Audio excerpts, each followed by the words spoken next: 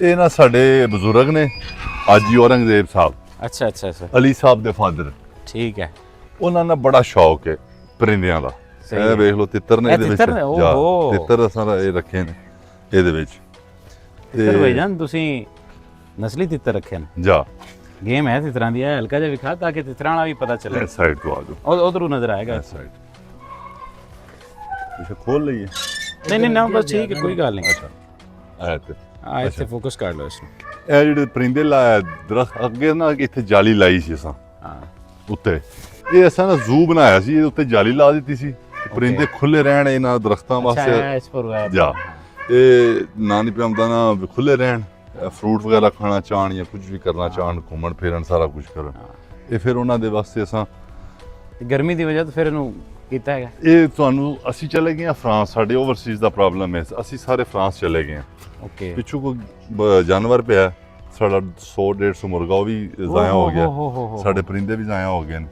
ਉਹ ਸਾਨੂੰ ਹੁਣ ਅਸੀਂ ਇਹਨੂੰ ਫੇਰ ਜਿਹੜਾ ਨਾ ਰੀਵ ਕਰ ਰਹੇ ਹਾਂ।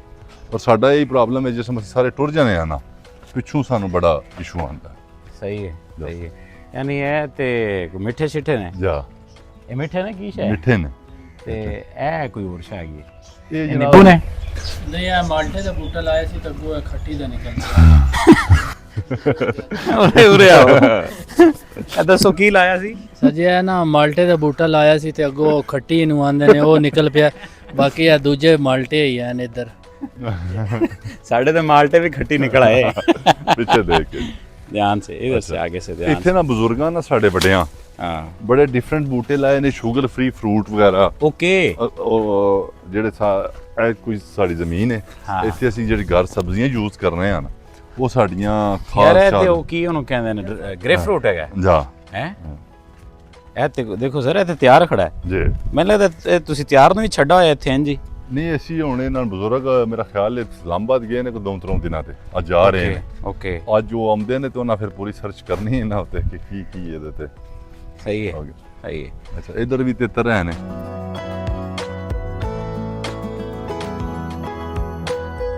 ਮਾਲਟਾ ਲਾਇਆ ਤੇ ਖੱਟੀ ਨਿਕਲ ਆਈ। ਹਾਂ